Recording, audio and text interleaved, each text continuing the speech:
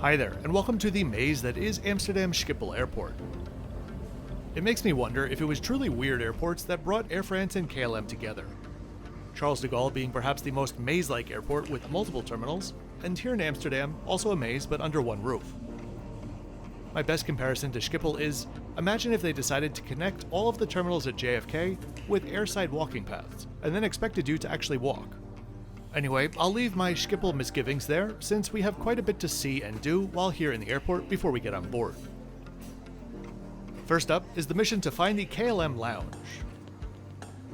I'm curious, for anyone that knows the answer to this, why does Amsterdam just number their lounges rather than putting the actual name on the directional signage? It would just seem to me that putting KLM Lounge would be a lot easier than lounge number 72, maybe. I'm gonna head through all these people, and before finding the lounge, welcome anyone that might be new to the channel. My name is Kevin. I'm here to give you a self-funded and honest look at some of the best, and some of the not so best, airlines and hotels in the world, which I've been bringing to full-time for the past 4 years. Check out my hundreds of videos, scan the QR code, or click the link in the description to learn more about how I do things. I've been waiting so long for this all-blue everything flight, begins now. And it is true. I have been waiting for a very long time to fly KLM, around 15 years actually. You see, my favorite beach in the world isn't actually in Southeast Asia, as you may have guessed. It's in St. Martin. Maho Beach to be specific, at the end of the airport's runway, where I used to spend quite a bit of time with an Amstel Bright in hand. iPhone video quality has come quite a long ways in 15 years. It was watching aircraft like these that piqued my interest more and more about European carriers, and so here we are.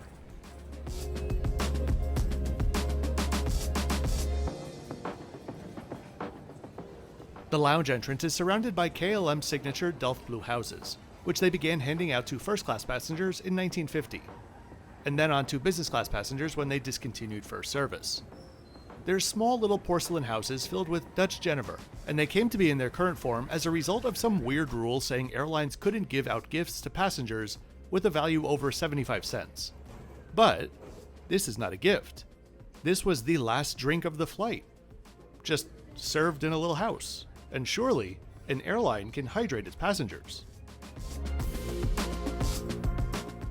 These days, KLM releases a new house for the collection each year on October 7th. The day when they were founded, way back in 1919.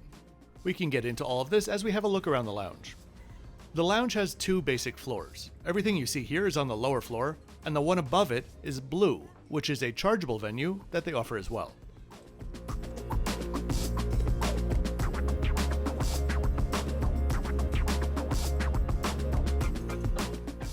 KLM is the oldest airline in continuous operation in the world, with its first flight flown in 1920 from London to Amsterdam. Just 4 years later, they began their first experimental intercontinental flights to Jakarta, with regular passenger service beginning in 1929.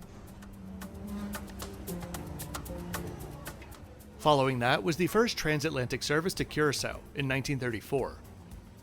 You may remember during my Routes and Hubs series, KLM came up quite a few times because of these pioneering routes, which they helped to create. That initial flight to Jakarta was the first international commercial flight for many airports and countries along that route. In more modern times, we can take a look at 3 big moments in the past few decades. First was a big one in 1993 when they created a joint venture with Northwest Airlines, buying 25% of them and creating truly some of the ugliest mutant liveries out there. 10 years later, they merged with Air France and created Air France KLM, and joined SkyTeam the year after. Their route network is fairly similar to Air France, where they each have around 40 destinations in the Americas, and 15 or so in the Far East. The only truly major difference is Air France's much larger presence in Africa. That said, Schiphol is still one of the busiest airports on Earth, specifically when measured by international passengers, noting that KLM doesn't operate domestic flights.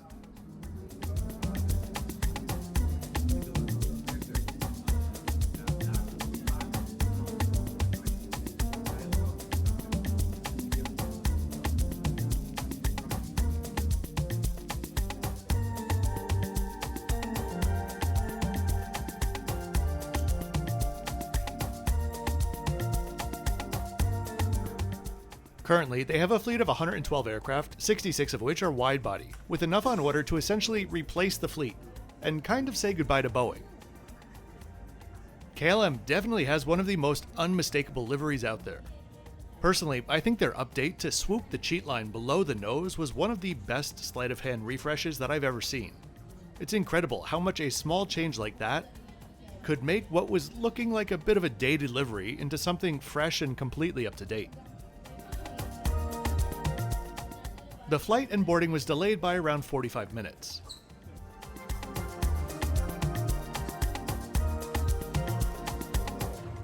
For today's flight, I was lucky to have an up gauge on my flight. Actually, originally I booked this specific day because it was to be operated by a 787-10. But then that changed to a 777-200, then that changed to an A330, and then luckily, a few weeks before departure, back to a 787-10. We were stepping on board a 4-year-old aircraft aptly named Heavenly Blue. There are currently 3 versions of business class seats in their long-haul fleet.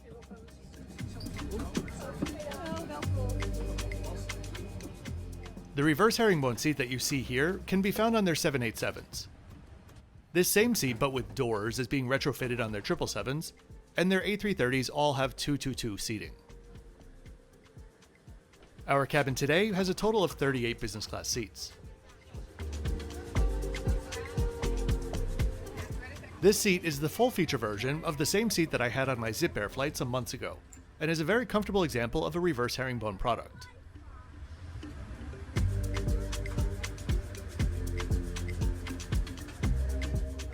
If you're enjoying the video and would like to support the channel, there are many ways that you can do so. A quick like on the video and subscribe helps videos with the algorithm. You could join my YouTube channel memberships to get early access to some videos and access all of my community posts, or you could check out my Patreon, where I post the most and can help you out with any travel-related questions. Whatever you do, thanks for doing it.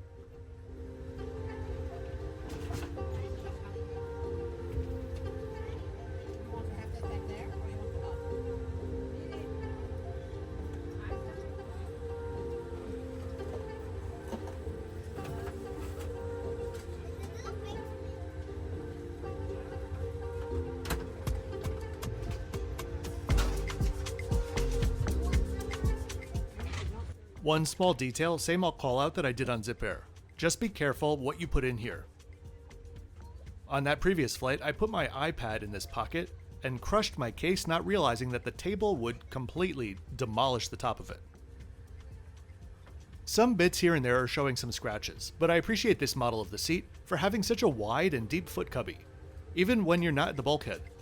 I mean, look at how small my full-size backpack is in there. The Dutch are a tall bunch, and we are lucky for it.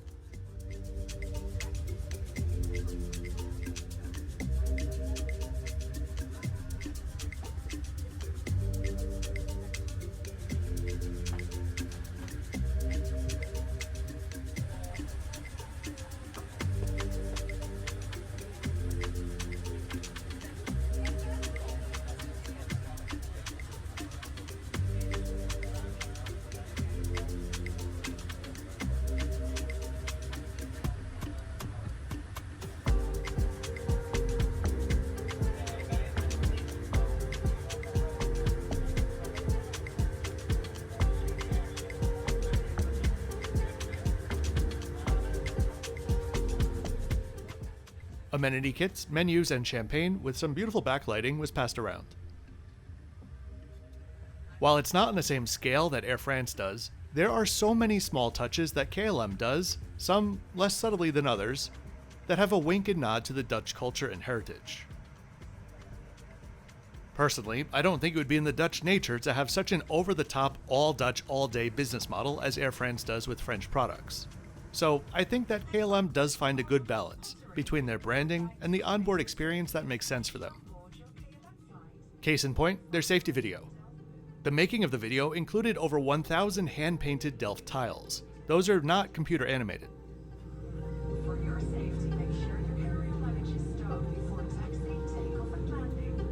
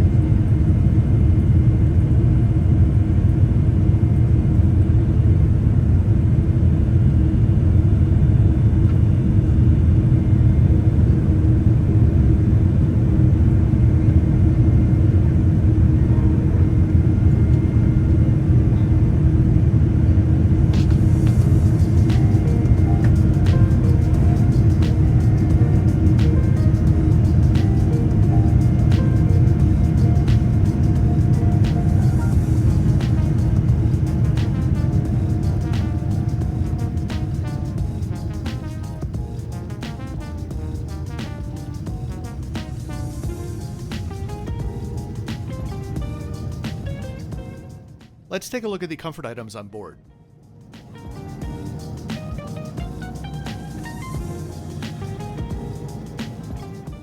The pillow has a touch of that floppy Central European thing that I always find in Austria, but it was at least filled.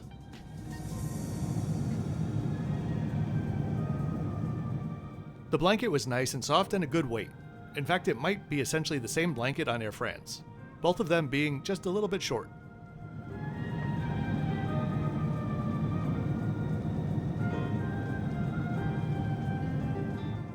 I love the amenity kit for the practicality of it and the branding. This is a very niche comment, but as someone who collects the kits, but usually just the pouches, I was thankful that this one could be rolled up quite small. Sometimes I get home after a long trip and my suitcase feels like it's half full with just amenity bags.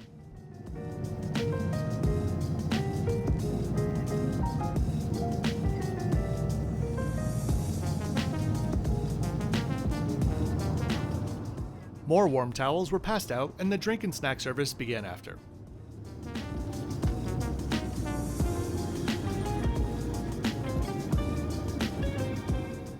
The choice was mixed nuts or Gouda cheese. I asked for both and got a cheerful, why not? And that pretty much summed up my service on the flight, which I'll talk about in a bit. I had that with a glass of rosé. Here's the menu for today's flight.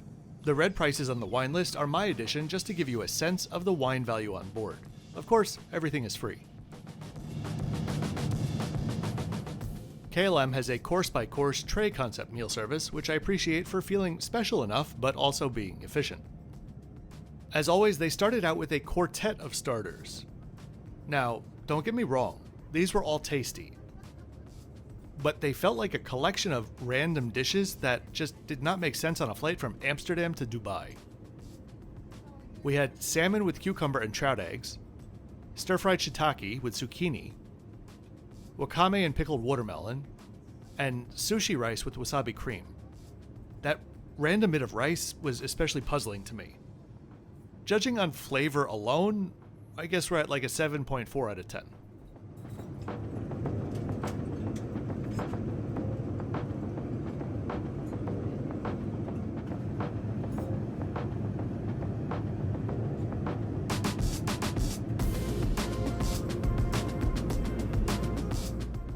The main dish turned this meal around very fast.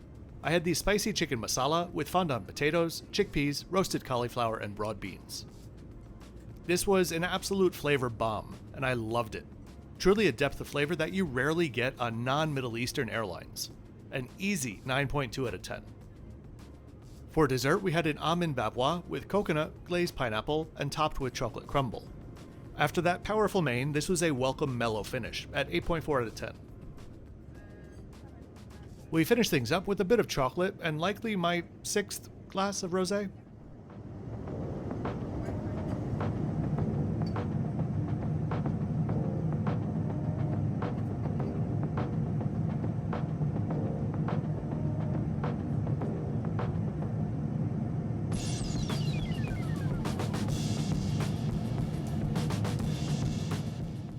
The in-flight entertainment on board was comprehensive and had a good selection of movies and TV shows as long as you're not expecting thousands of choices.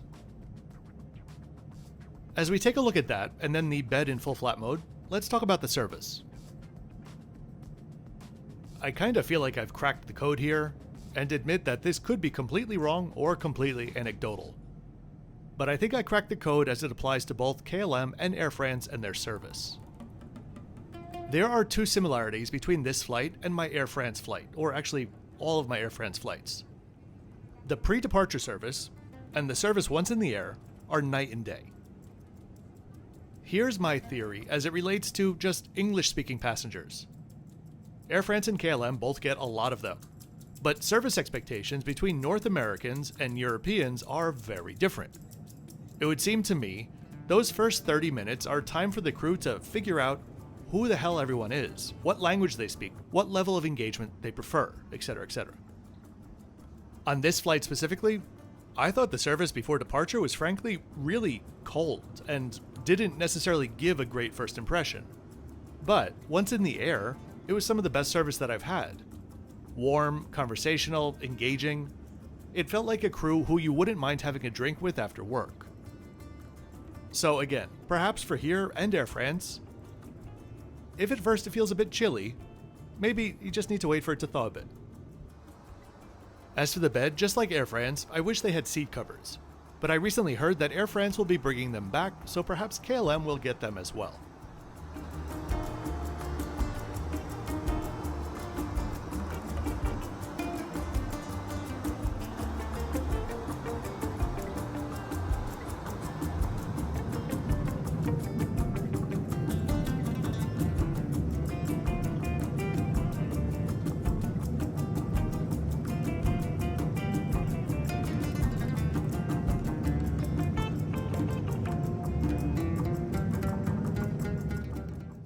Around an hour before landing, we had a snack service.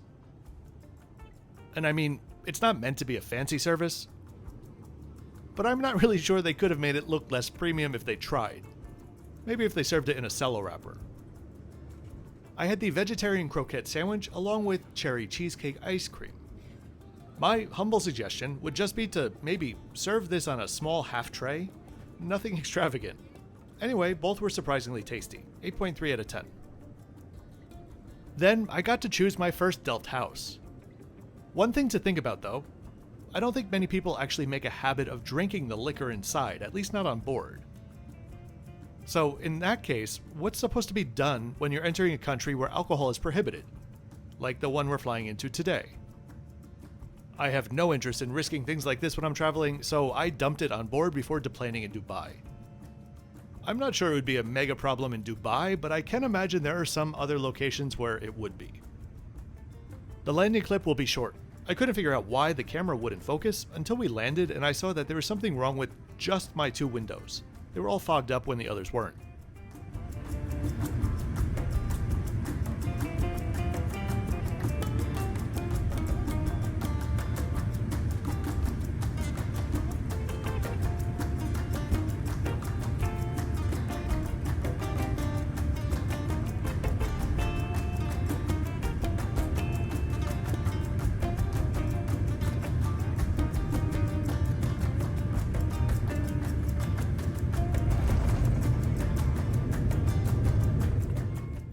So overall, I loved the flight.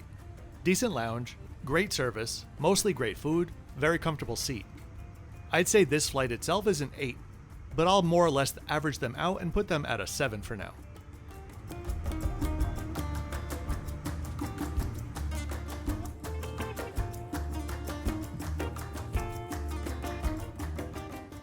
I really do hope that you enjoyed this trip report today. If you did, please be sure to click that like button and subscribe with notifications on so you don't miss out on my twice weekly videos. As I tend to say once every few months, this is the last video in a chunk of 30 that I edited before a trip. So I don't know what's coming up next, but it's from Dubai. Maybe a hotel, maybe a flight. We'll see. As always, thanks for watching until the end.